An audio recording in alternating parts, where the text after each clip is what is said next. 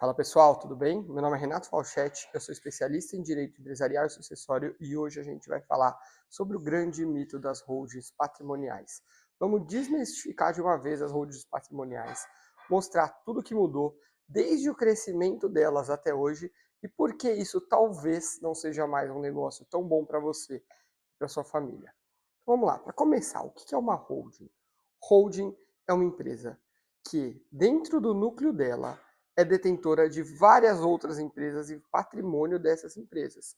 E eu tenho alguns exemplos de holdings e você vai falar, poxa, não tem nada a ver comigo. Pois é, o Itaú, por exemplo. O Itaú é uma holding, é uma empresa que tem várias empresas em várias áreas, em vários campos. Isso é o conceito, o Itaú é o conceito de holding, assim como o Itaú, Santander é uma holding, Bradesco é uma holding, as grandes empresas no geral têm suas holdings e vários braços, várias pequenas empresas embaixo dela. O que você tem é uma empresa patrimonial, não é uma holding. O conceito de holding é totalmente diferente do conceito que estão tentando te vender. Esse é o nome bonitinho que deram para ficar caro, para justificar e para você gostar. O que você tem ou o que você pretende fazer não é uma holding, é uma empresa patrimonial. E aí tem que acabar. Por quê? Porque a partir daqui a gente começa a aplicar a legislação pertinente para uma empresa patrimonial, não para uma holding. Combinado? Vamos partir então para o nosso primeiro tópico. Nosso primeiro tópico vai ser desmistificar os mitos que te contaram sobre a holding patrimonial ou a sua empresa patrimonial. E o primeiro delas é: ele garante segurança jurídica. Jamais serei executado dentro da minha holding. Isso é uma balela, isso é mentira. Desde que eu me conheço por gente dentro do direito, e olha, eu sou advogado e já trabalho com direito empresarial e direito sucessório há mais de 10 anos, existe o conceito da desconsideração da personalidade civil, que está lá no artigo 50 do Código Civil, desde 2002 isso está lá, tá?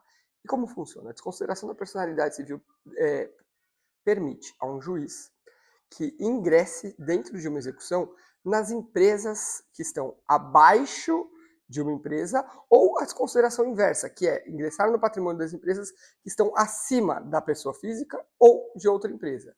Ou seja, com esse conceito de desconsideração da personalidade jurídica, você nunca está protegido, porque o juiz ele pode sim ir para baixo do patrimônio da empresa ou para cima, se houver outras empresas nessa ramificação.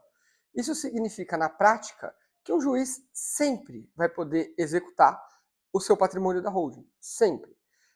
E isso fica ainda mais facilitado pelo Código de Defesa do Consumidor e pela consolidação das leis do trabalho. Por quê? Porque tanto a CLT quanto o Código de Defesa do Consumidor facilitam e deixam mais abrangente, deixam mais fáceis os requisitos para a desconsideração da personalidade jurídica. Então, essa história de que você está 100% protegido, ela não existe, beleza? Vamos para o mito número 2. E aí, o mito número 2 é: tudo fica mais fácil dentro da holding. Você consegue transacionar o seu patrimônio de forma muito mais fácil. Gente, pelo amor de Deus, quem que inventou isso? Para você vender uma pessoa física, você vai lá no cartório, transmite escritura e acabou. Agora, dentro de uma holding, você precisa fazer deliberação societária, você precisa registrar ata, você precisa fazer várias formalidades que levam meses. E você ainda precisa de um contador, você precisa de que um contador vá lá, altere o seu contrato social, diminua o seu patrimônio, enfim. Tem uma série de requisitos para você vender um imóvel dentro de uma empresa, e aqui a gente vai chamar essa empresa de holding, que não existe quando você está numa pessoa física. Então, essa história que vai facilitar a parte de administração de dia a dia é a maior balela que eu já ouvi. Não acreditem nisso. Vai dificultar o seu dia a dia, a administração do seu patrimônio. E aqui vai linkar a gente diretamente para o mito número 3. E aqui no mito número 3, vai ser o que a gente mais vai se alongar. Por quê? A holding é mais barata. Você não terá custos, você não vai pagar imposto, você não vai ter que recolher TCMD, você não vai ter custos com escritura. Acho que essa história não é bem assim. Vamos começar aqui de forma serena, contando cada custo que você tem para abrir essa empresa. A gente nem vai falar dos recolhimentos de TCMD lá na frente, da discussão jurídica e da possibilidade, porque isso é para o próximo tópico. Vamos lá. Quanto que você vai gastar de advogado para abrir essa empresa? Se você for fazer com uma pessoa séria, que entenda um pouco do que está fazendo, pelo menos 15, 20 mil reais. Você vai gastar mais 3, 4 mil reais com o contador. E isso se você tiver pouco patrimônio. Quanto mais patrimônio você tiver, mais caro isso vai ficar. você vai pagar taxas de cartório. Então, assim, para você começar a pensar abrindo uma holding, com coisa de 4, 5 imóveis para colocar lá dentro, a gente está falando de um custo aí mínimo, para ser um negócio sério, de 30 a 35 mil reais inicial. E aí, a partir daí, a gente vem para um segundo ponto, que é você tem uma manutenção mensal que você tem que pagar. Você tem um contador que você vai pagar todo mês para administrar essa empresa. Essa taxa de contador aqui em São Paulo varia entre 800 a mil reais, ou seja, a sua holding começa gastando no mínimo, mil reais por mês. A gente está falando de 12 mil reais por ano para manter a sua holding. Isso não influencia nos impostos que você vai ter que pagar e tudo mais. A gente está falando de que você vai pagar só para contador esse valor, tá bom? Então, esses são os 3 mitos que eu queria abrir aqui o nosso vídeo e vamos agora discorrer um pouco mais sobre o que acontece com relação ao imposto. Bom, agora que a gente já falou dos principais mitos, vamos falar da principal polêmica? ITCMD, Imposto de Transmissão Causa Morte e Doação. Aquele que te falaram que você nunca pagaria o imposto alto na holding, por quê? Porque dentro dessa instituição que é sagrada, a holding patrimonial, o imposto ele é pago sobre o valor das cotas, não sobre o valor do real patrimônio. E isso eu sempre falei para os meus clientes, calma lá, não funciona assim. Isso vai ser considerado uma fraude fiscal ao longo do tempo e você provavelmente vai ser fiscalizado e vai ter que pagar esse imposto, inclusive com multa. E o que aconteceu? O Superior Tribunal de Justiça, no recurso especial 2.139.412 do Mato Grosso, decidiu dessa forma. Decidiu que o ITCMD incide sobre o valor de mercado dos bens da empresa, não sobre o valor contábil dela. E não, isso não é uma decisão isolada. Isso é uma decisão que vem se consolidando ao longo do tempo. A jurisprudência tem esse entendimento.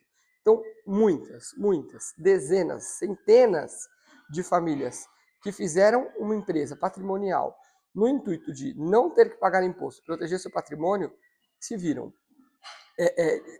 fiscalizadas pela Fazenda Estadual e tiveram que pagar não só o ITCMD integral, como multa, como juros, correção, enfim. Portanto, a mensagem é clara: não existe atalho para você não pagar imposto. Dentro dessa estrutura societária, você provavelmente pagará imposto. E se tentar, de alguma forma, burlar o fisco, talvez você pague imposto, multa, correção monetária e tudo mais. Então, essa história de que não será recolhido ITCMD pelo valor do patrimônio não existe mais, tá bom?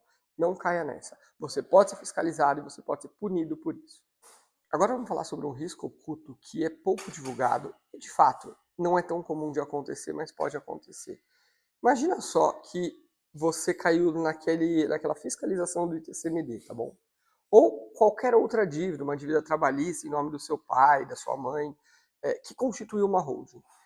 Ele transferiu parte dessas cotas para você. E aí seu pai ou sua mãe faleceu. Só que a holding teve a desconsideração da personalidade jurídica, que foi aquele que a gente falou lá no primeiro tópico. E essa dívida já não é mais do seu pai e da sua mãe, é da empresa, que também é sua. O que acontece? O patrimônio da empresa vai ter que pagar essas reclamações trabalhistas que eventualmente existam, ou esse imposto, ou essa dívida com o consumidor, enfim, a dívida que for. Porque a dívida agora é da empresa. E adivinha? Você é sócio da empresa. O filho, que o pai estava tentando proteger, agora é sócio da empresa. Dentro de um inventário comum, dentro de uma sucessão comum, os filhos só respondem para as dívidas deixadas pelo pai até o limite da herança que ele recebeu. Mas nessa hipótese, não. Nessa hipótese, a dívida é da empresa. E o filho é sócio da empresa. Ele pode ter a própria personalidade jurídica dele desconsiderada e as dívidas irem para o nome da pessoa física do filho.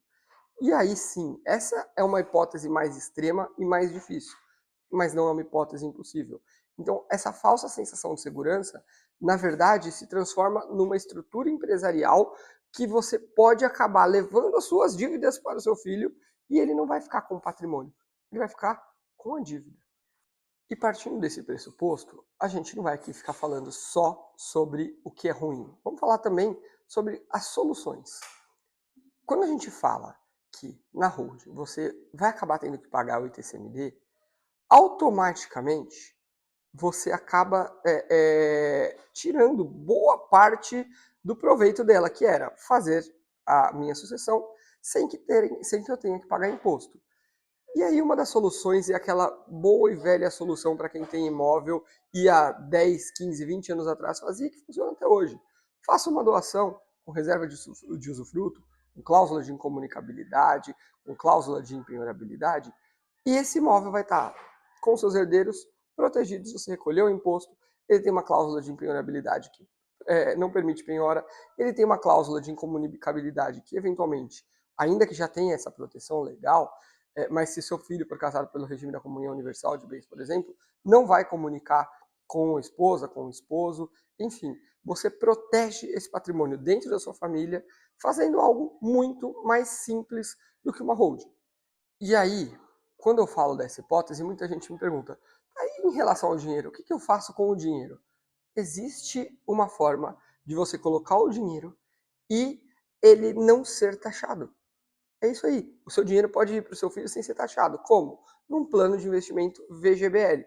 Porque o plano de investimento VGBL não incide imposto de transmissão causa-morte e doação, o ITCMD. Ele é considerado um seguro de vida. E como seguro de vida, ele nem passa pelo inventário.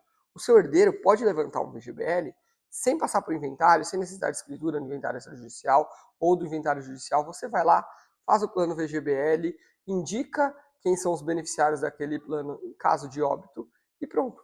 Quando você vier a óbito, automaticamente esses valores vão ser transmitidos para os seus herdeiros sem burocracia, sem necessidade de holding, sem necessidade de inventário, você não vai precisar fazer nada. Isso é uma transmissão automática. Escolhe uma instituição financeira que você confia, faz um plano de VGBL e acabou. Isso é o simples do planejamento sucessório que dá certo há muito e muito tempo. E aí, caminhando para a nossa conclusão, talvez esse vídeo não fosse aquilo que você quisesse ouvir. Talvez esse vídeo tenha ficado um tanto quanto pesado demais para dentro daquilo que você planejava. Se você já fez uma holding patrimonial sucessória, fica tranquilo. Se você não foi fiscalizado, se já faz mais de 5 anos que isso está feito, o seu imposto prescrever você não vai ter que pagar.